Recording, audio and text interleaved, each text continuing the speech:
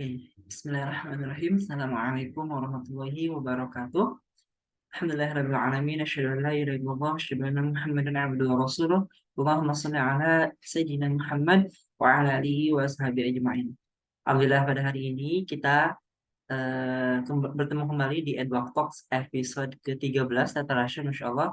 Dan Alhamdulillah pada hari ini kita akan live di akun Instagramnya pujangbahagia.id, dan tetap setiap rekaman daripada Edward Talks dari episode 1 sampai episode 13 hari ini dan episode-episode seterusnya akan ada rekamannya di YouTube Edu Dakwah Indonesia. Lebih lengkap karena terlihat slide-nya dan juga terlihat pematerinya gitu ya. Sejauh ini pematerinya masih saya dan juga istri. Mudah-mudahan kedepannya akan bisa mengundang pemateri-pemateri lainnya.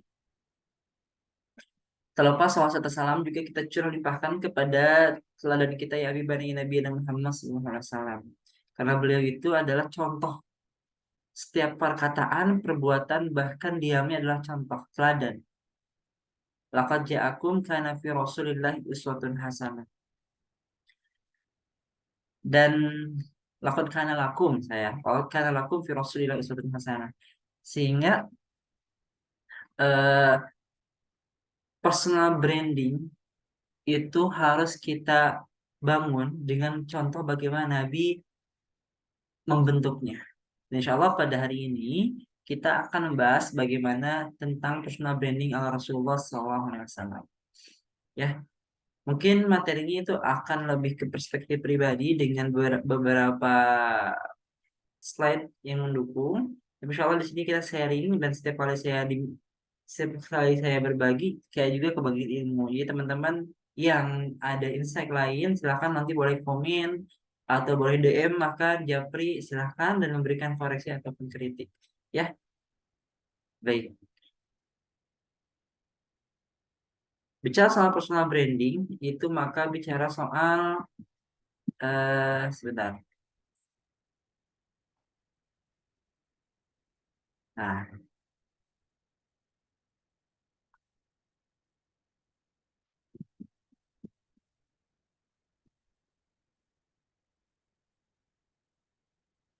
bicara soal bicara soal personal branding, maka bicara tentang siapa kamu dan kamu dikenal apa. Ya, kamu ingin dikenal apa dan siapa kamu. Misal, ketika kamu bicara tentang eh, Cristiano Ronaldo, gitu ya, maka kamu akan teringat bahwa dia adalah pemain bola dengan followers Instagram terbanyak, gitu ya, manusia dengan follow Instagram terbanyak di dunia dan termahal pada masanya, gitu ya. Maka itu personal branding. Kemudian jika bicara tentang Nabi Muhammad, maka kalian akan eh, teringat yang paling dekat itu adalah bahwa dia adalah seorang nabi terakhir, dia adalah nabi penutup zaman, dan dia adalah teladan bagi setiap umat manusia. Wow, itu kan personal branding, teman-teman. Jika kamu bicara tentang diri kamu, kira-kira teman kamu, orang-orang di sekitar kamu itu menganggap kamu apa? Atau mengenal kamu yang paling dekat terpintas di pikiran teman-teman atau orang sekitar kalian itu apa terhadap kalian? Nah, itu personal branding yang sudah dibangun. Baik secara sadar ataupun tidak sadar, baik secara langsung ataupun langsung. Gitu ya. Makanya penting personal branding ini agar ketika kita membutuhkan apa-apa itu, orang yang paling expert di branding tersebut akan kita ingat secara langsung. Paham maksudnya? Seperti saya. Saya mungkin beberapa orang mengambil atau menganggap branding saya itu seorang ustadz gitu ya misal. Kemudian ketika mereka membutuhkan jawaban-jawaban dan pertanyaan-pertanyaan terkait kehidupan dan membutuhkan solusi Islam, banyak yang kemudian bertanya kepada saya, gitu. Atau beberapa juga menganggap saya dengan branding saya adalah seorang mapres yang mengetahui berbagai tentang keprestasian, kepenulisan, ilmiah dan lain-lain. Maka banyak orang yang kemudian mengundang saya sebagai pemateri berkaitan dengan penulisan karya ilmiah, berkaitan dengan dunia mapres dan seterusnya. Itu personal branding yang dibangun, gitu, teman-teman. Maka personal branding ini penting, dan branding yang terbaik bagi kita seorang muslim adalah branding keislaman kita. branding eh, bahwasanya kita itu adalah seorang yang muslimin taat, itu ya. Karena hidup kita adalah untuk apa? Ibadah. Nah, ini akan kita bahas ya.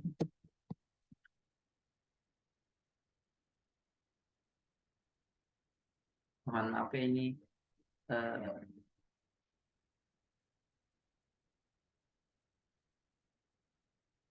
ada kesalahan teknis program. Saya coba ini dulu. Stop share.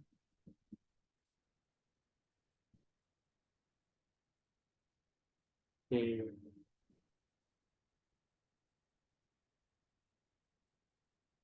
Nah, maka kemudian rekan-rekan sekalian, bicara soal personal branding adalah bicara soal orang-orang melihat apa yang pada diri kita.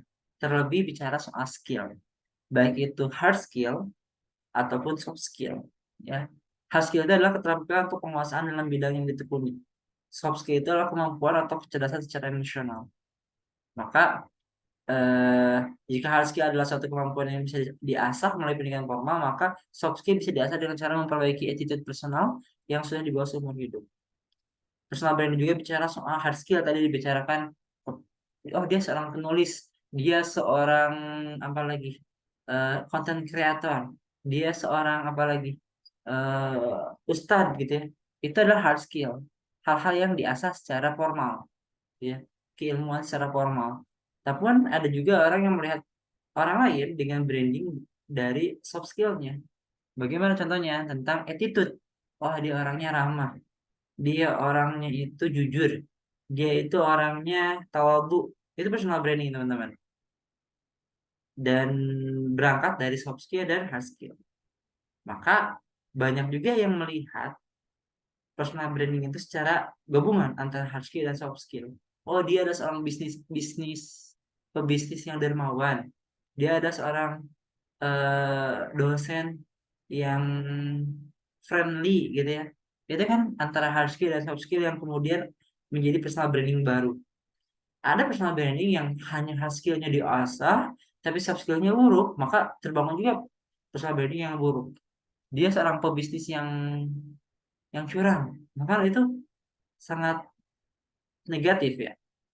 Maka hard skill ataupun soft skill ini harus kemudian sama-sama di-upgrade agar baik sehingga personal branding yang terbangun di sekitar kita itu terhadap kita itu pun baik.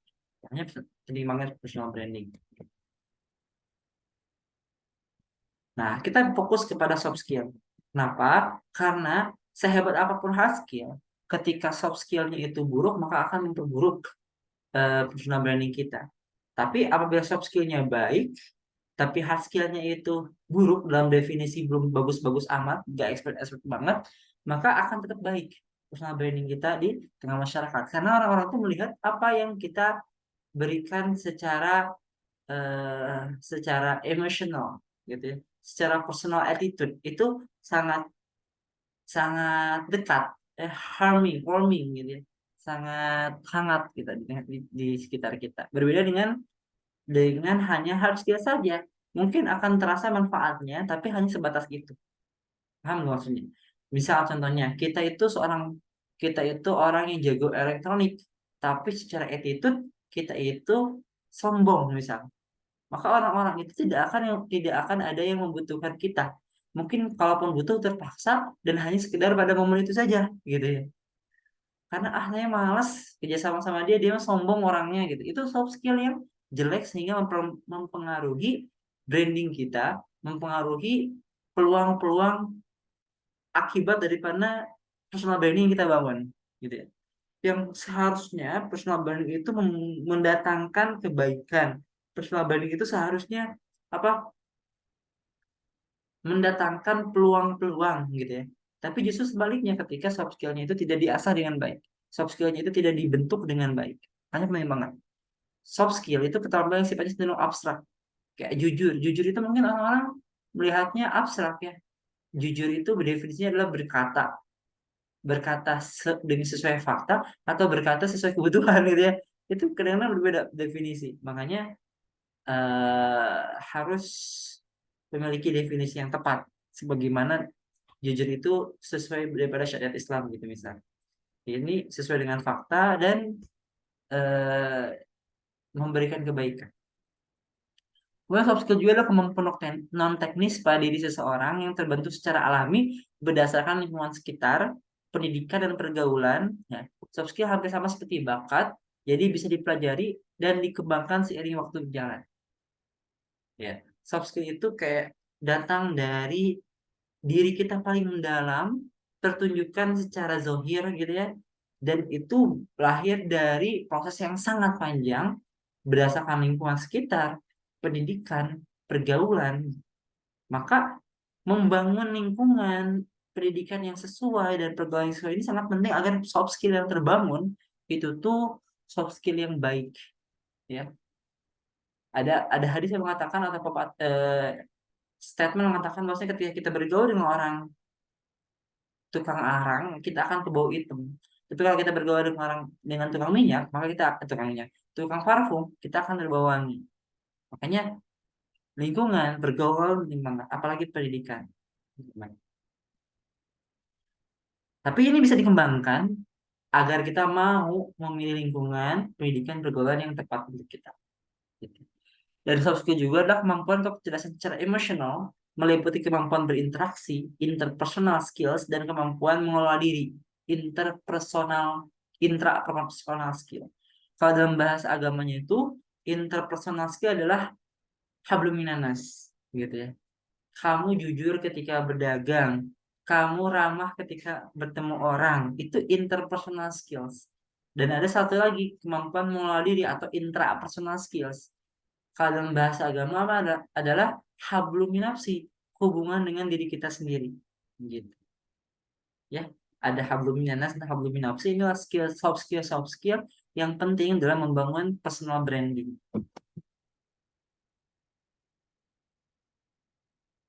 Ada juga mereka membangun personal branding dengan cara eh, mem- mengelola akun-akun sosial media dengan menunjukkan branding-branding mereka.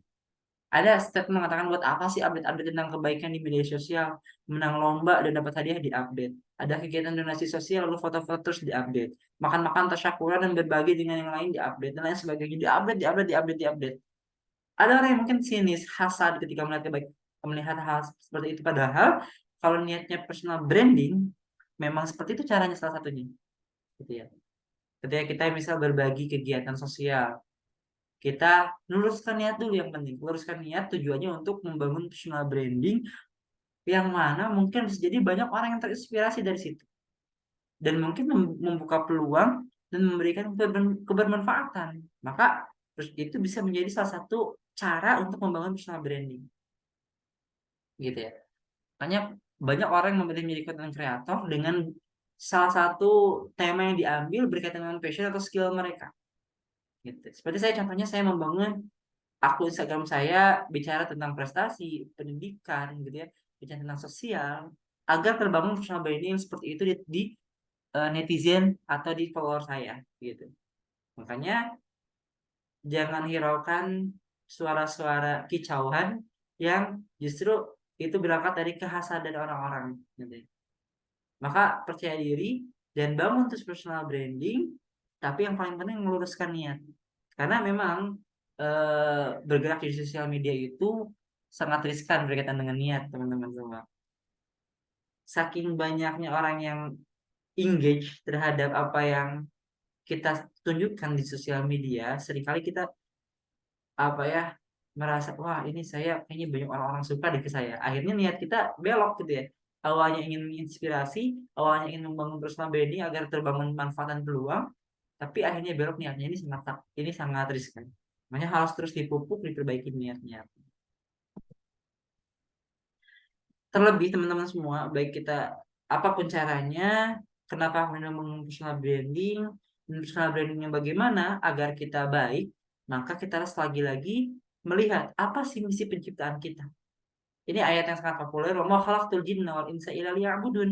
Dan aku tidak menciptakan jin dan manusia melainkan supaya mereka beribadah kepadaku. Makanya personal branding pun harus tujuannya untuk ibadah kepada Allah. Personal branding melalui sosial media ibadah kepada Allah. Bagaimana ibadah kepada Allah? Menginspirasi orang-orang, jadi pahala jariah. Kemudian apalagi dakwah, apalagi eh, membangun peluang-peluang dakwah lainnya ketika personal branding dibangun. Nah, itu pentingnya. Ibadah, ibadah, ibadah tujuannya. Lalu, kenapa juga mesti penciptaan ini menjadi salah satu hal yang perlu diperhatikan ketika membangun personal branding? Karena janganlah kemudian membangun personal branding dengan cara yang salah. Tadi contohnya di sosial media atau cara lainnya. Juga harus membangun personal branding dengan branding yang sesuai dengan syariat Islam. Gitu. Maksudnya apa? Contohnya pedagang yang jujur. Nah nih ya, pedagang itu hard skill, jujur itu soft skill. Maka soft skillnya itu harus dengan syariat Islam, jujur misalnya. Atau lebih lebih lebih kompleksnya lagi itu contohnya sebagai saya adalah pebisnis yang solih. Saya ingin membangun bisnis yang sesuai syariat Islam, bisnis yang solih, yang selamat, gitu ya misal. Itu sesuai dengan syariat Islam. Personal branding yang secara hard skill dan soft skill itu tidak hanya duniawi tapi juga ukhrawi, gitu ya, masya Allah. Maka berlomba-lombalah untuk membangun personal branding, tapi tetap harus sesuai dengan Islam, agar kemudian kita dapat mampu menebar kebaikan dan menuai keberkahan dalam setiap aktivitas kita.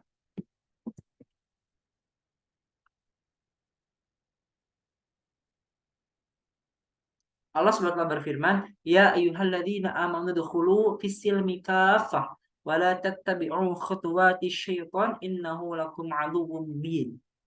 Ya, eh, berislamlah kamu wahai orang yang beriman kepada Islam secara kafah menyeluruh, dan janganlah kalian mengikuti jejak-jejak setan, karena sesungguhnya setan adalah musuh yang nyata bagimu. Makanya personal branding penting, tapi berislamlah secara kafah.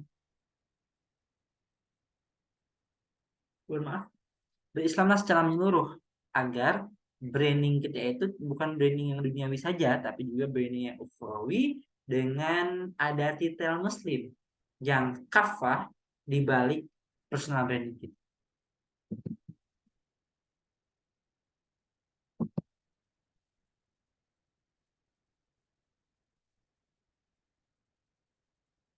Dan personal branding ini penting menjadi salah satu peluang potensi jariah yang kita miliki.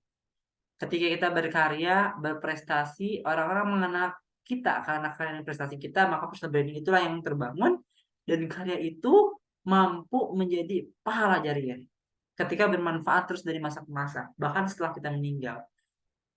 Karya itu pun, prestasi itu pun akan menginspirasi orang-orang. Bahwasanya seorang muslim yang baik pun bisa berprestasi, bisa berkarya dengan hebat. Akan menjadi pahala jariah juga ketika orang-orang mengikuti jejak kita, gitu. Jejak kebaikan kita, pahala jariah, ilmu yang bermanfaat. Sebagaimana Abu Hurairah menerangkan bahwa Rasulullah SAW bersabda, apabila anak Adam wafat, manusia wafat, maka terputuslah semua pahala amal perbuatannya kecuali tiga. Apa itu? Sedekah jariah, ilmu yang bermanfaat, dan anak saleh yang mendoakan. Maka karya, prestasi, skill, gitu ya, yang kemudian bermanfaat secara produknya ataupun inspirasi yang terbangun di baliknya itu akan menjadi pahala jariah. Itu salah satu definisi ilmu yang bermanfaat, teman-teman. Ya. Ilmu yang bermanfaat itu bukan hanya sekedar mengajar. Mengajar juga sebuah prestasi. Personal branding yang terbangun kepadanya, oh dia adalah seorang pengajar, seorang guru, gitu bisa. Seorang guru. Itu personal branding yang terbangun. Tapi di samping itu ketika teman-teman berkarya, walaupun teman-teman bukan guru, tapi teman-teman berkarya, berprestasi, maka itu akan menjadi ilmu yang bermanfaat dan amal jariah buat teman-teman semua. Gitu. Makanya penting sekali apa yang namanya personal branding secara sesuai syariat Islam. Atau saya dikasih judul materi hari ini dengan personal branding ala Rasulullah SAW. Kalau kita lihat hierarchy of needs, ini pernah dibahas juga di salah satu pertemuan kita di Edward Fox. Intinya ada di sana ada self actualization atau estimate. Self actualization ini akan membangun personal branding kita. Dan ini memang kebutuhan secara naluri, teman-teman. Kita itu ingin dilihat orang seperti apa, itu naluri ya. Bagian daripada gorizatul bako, ya. Atau naluri eksistensi diri. Saya mah ingin dilihat orang sebagai orang yang tertutup, misal. Itu juga personal branding. Tapi personal branding seperti itu tidak akan kemudian sedikit peluang untuk membangun kerjasama, membangun kesempatan yang akan menghampiri kita. Kalau personal branding yang dibangun adalah saya adalah orang yang tertutup, saya orang yang ingin terjauh dari orang-orang lain gitu ya. Saya mah introvert banget orangnya, gak mau terlibat apapun gitu. Itu personal branding sebenarnya. Gue itu bako, tapi bukan personal branding akibat hard skill atau soft skill gitu. Sesuatu naluri ini pun ada di dalam Islam disebutkan, ada yang disebut dengan naluri hidup. Gorjatul bako ya. Dan ini adalah naluri untuk mempertahankan diri. Tadi self actualization. Nah, tadi kita singgung soal interpersonal dan intrapersonal, hablum minnas dan hablum minafsi. Interpersonal skill itu bicara tentang keterampilan seperti komunikasi, motivasi, kepemimpinan, self marketing, negotiate, presentation, berbicara di depan publik, public speaking ya, kesadaran politik, memanfaatkan keragaman, orientasi pelayanan, empati, manajemen konflik dan kerjasama tim, itu adalah interpersonal antar sesama manusia gitu ya. Dan ini harus tentang sesuai dengan Islam, komunikasi yang jujur, motivasi yang motivasi yang Islami gitu ya, kepemimpinan yang seperti Nabi misalnya dan lain-lain gitu. Interpersonal skill. Ada juga intrapersonal skills. Hablum minapsi meliputi beberapa pengetahuan, kemampuan dan transformasi karakter. Nah ini kan interpersonal. Karakter, jujur, ramah, friendly dan lain-lain itu adalah karakter. Transformasi keyakinan, iman. Iman itu akan menunjukkan intrapersonal skill seseorang. Branding seseorang atas dasar keyakinan. Oh dia mah muslim yang taat. Dia mah eh, apa ya, muslim yang rajin misalnya sebagainya. Kemudian interpersonal skill juga bisa sama manajemen perubahan, manajemen stres, manajemen waktu, proses berpikir kreatif, kesadaran emosional dan kontrol diri. Ya, oh dia mah orangnya produktif, itu kan intrapersonal skills. Bicara tentang dirinya sendiri, dibangun secara intra skill. Maka baik hard skill atau soft skill, personal branding apapun itu akan bisa terbangun ada yang secara lahiriah bakat. Tanpa latihan apapun, kemudian kemampuan tertentu lahir pada dirinya dan terbangunlah personal branding yang seperti itu. Saya contohnya dari SD itu gak pernah ikut kelas kepenulisan, tapi saya seringkali juara dalam dunia kepenulisan.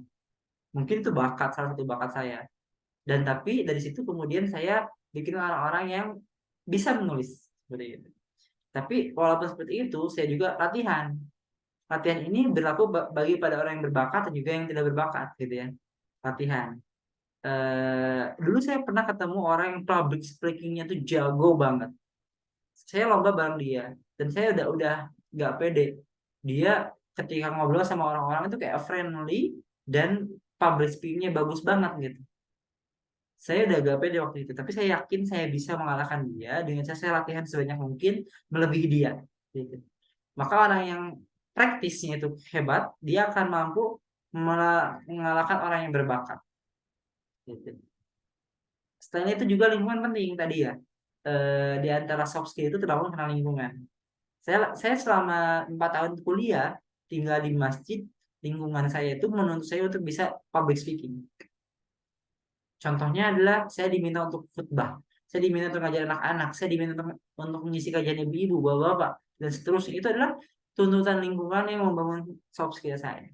Makanya jika baik kamu itu berbakat tidak, banyaklah latihan dan membangun lingkungan. Writing the web or making the web. Itu saja untuk pertemuan kita hari ini. Terima kasih. Mudah-mudahan bermanfaat. Assalamualaikum warahmatullahi wabarakatuh.